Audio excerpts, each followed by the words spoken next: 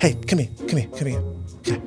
So, what if I told you that there is a way for you to make millions of dollars in profit with no risk, no jail time, and no accountability?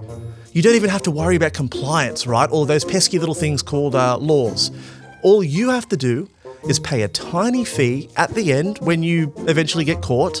You get to pocket the rest of the money and then walk away scot-free. Now, it sounds like a scam, right? But I wouldn't do that to you. You trust me, right? All you have to do is be a big bank in Australia.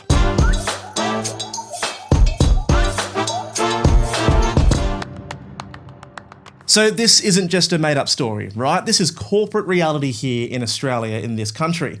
As you may have heard from the headlines, ANZ has just been fined $240 million, the largest corporate penalty in Australian history. You'll see the headlines plastered everywhere, right? This is for years of misconduct, misleading customers with fake bonus interest, charging fees to the dead, ignoring hardship pleas, and exploiting its privileged role in a $14 billion government bond deal. ANZ admitted everything, right? No denials, just a cheque for $240 million and obviously a formal apology. Now, this sounds like a great win, right? But then you realise that ANZ made $3.5 billion in profit in the last 6 months. That means that this record fine is worth less than 2 weeks of their earnings. It's like stealing $100 and only being forced to return $7 and you pocket the rest. Now this is the heart of the issue, right? Across corporate Australia, fines have become just another line in the budget. When penalties are dwarfed by profits, there's no incentive for them to change. If the fine for the crime is lower than the profit made from the crime, they're just going to keep doing it. Now this is not isolated to ANZ, of course. You might remember that Qantas illegally outsourced 1,820 ground staff during the pandemic. The courts ordered $90 million in penalties, plus $120 million in compensation to the workers. But Qantas had already saved $100 million a year from sacking those people, and then reported a $2.39 billion profit. Alan Joyce, the CEO of the time, got the sack, but then he walked away with a payout of $3.8 million. Much like Santos spilled 25,000 litres of oil into the Indian Ocean. That fine for environmental destruction, $10,000, which is about 40 cents per litre spilled. So their current profit for 2025 is $508 million for 6 months. Another one, Commonwealth Bank was caught spamming customers with 170 million unlawful emails.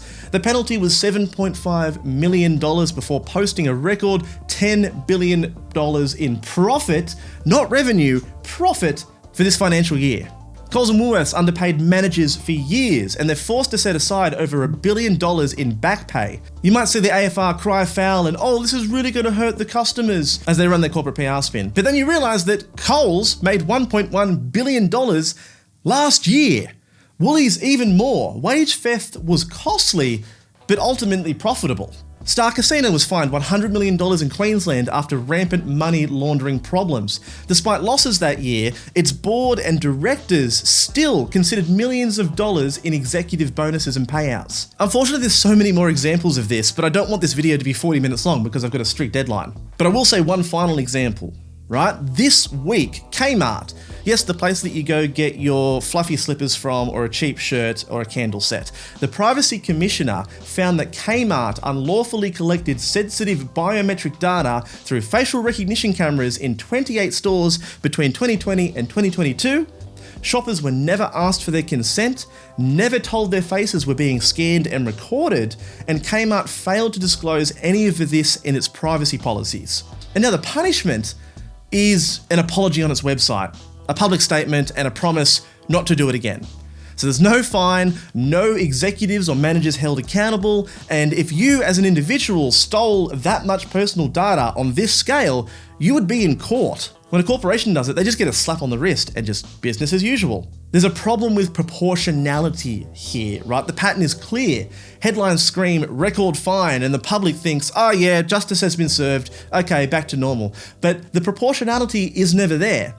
Regulators can only work with the tools that they have, and for the biggest corporations, fines are just another cost of doing business. Customers being misled, workers underpaid, privacy invaded, environments polluted, and executives just walking away with no consequence. If you stole from a supermarket, you'd probably face jail. And when the supermarket steals from you, well, they pay you back a portion and then continue to make profit. Now, we've been bringing this to you at Michael West Media for years, and if you'd like to go a bit more in depth, feel free to check out the website. But look, the ANZ penalty is historic, but it won't change anything unless the fines are tied to the profits and the executives are held personally accountable. Corporations will always make the same calculation. If the punishment is less than the profit, it makes business sense just to commit the crime and move on.